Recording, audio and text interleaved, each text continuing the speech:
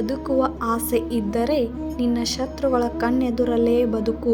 ಅವರು ನಿನ್ನ ಎದುರು ಸುಳಿದಾಗ ಎಲ್ಲ ನಿನ್ನಲ್ಲಿ ಬದುಕುವ ಛಲ ಹೆಚ್ಚಾಗುತ್ತದೆ. ಇತರರಿಗಾಗಿ ಯಾರು ಮರುಗುತ್ತಾರೋ ಅವರೇ ನಿಜವಾಗಿ ಬದುಕಿರುವವರು. ಉಳಿದವರು ಬದುಕಿದ್ದು ಸತ್ತಂತೆ. ನಿನ್ನ ನಂಬಿದವರನ್ನು ಎಂದಿಗೂ ಮೋಸ ಮಾಡಬೇಡ. ಸಹಾಯ ಮಾಡಿದವರನ್ನು ಮರೆಯಬೇಡ. ಮನೆ ಬಾಗಿಲಿಗೆ ಬಂದವರನ್ನು ಅವಮಾನ ಮಾಡಬೇಡ.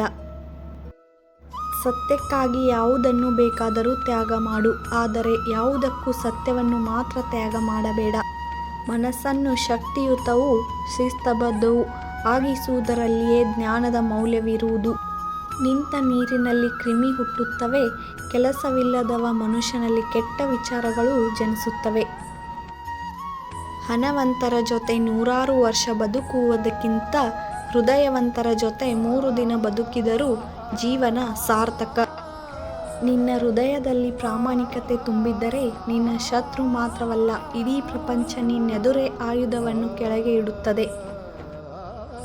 ಮಾರ್ಗದರ್ಶನ ನೀಡುವವರು ಇಲ್ಲದಿದ್ದರೇನು? ಹೊಸ ಮಾರ್ಗ ಸೃಷ್ಟಿಸುವ ಧೈರ್ಯ, ತಾಕತ್ತು ನಿನ್ನಲ್ಲಿದ್ದರೆ ಇಡೀ ಜಗತ್ತು ನಿನ್ನದು. ಸಾಧನೆ ಇಲ್ಲದೆ ಸತ್ತರೆ ಸಾವಿಗೆ ಅವಮಾನ. ಆದರ್ಶವಿಲ್ಲದೆ ಬದುಕಿದರೆ ಬದುಕಿಗೆ ಅವಮಾನ. ನಿಮ್ಮನ್ನು ನೀವು ಜಯಿಸಿ, ಆಗ ಇಡೀ ಜಗತ್ತೇ ನಿಮ್ಮದಾಗುತ್ತದೆ.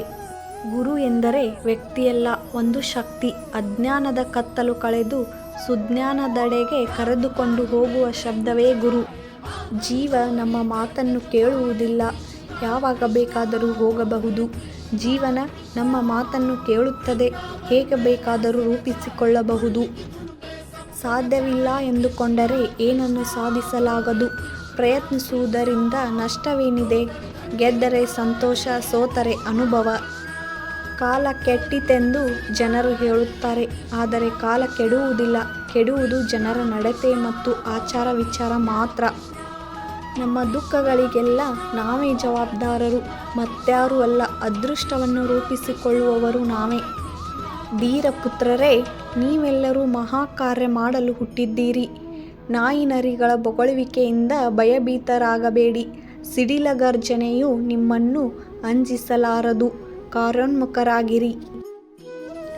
ಸಾಧನೆ ಮಾಡಲು ಹೊರಟವನಿಗೆ ಬೆಕ್ಕುಗಳಿಗಿಂತ ಜನಗಳೇ ಹೆಚ್ಚು ಅಡ್ಡಿಯಾಗುತ್ತಾರೆ. ಯಾವುದಕ್ಕೂ ಅಂಜದಿರು. ಅದ್ಭುತ ಕಾರ್ಯವನ್ನು ಎಸಗುವೆ. ಭೀತಿ ದುಃಖಗಳಿಗೆ ಕಾರಣ. ನೀವು ನಿಜವಾಗಿಯೂ ನನ್ನ ಮಕ್ಕಳಾಗಿದ್ದರೆ ನೀವು ಯಾವುದಕ್ಕೂ ಅಂಜುವುದಿಲ್ಲ. ಏತಕ್ಕೂ ಕಾರ್ಯವನ್ನು ನಿಲ್ಲಿಸುವುದಿಲ್ಲ. ನೀವು ಸಿಂಹಗಳಂತೆ ಆಗುತ್ತೀರಿ.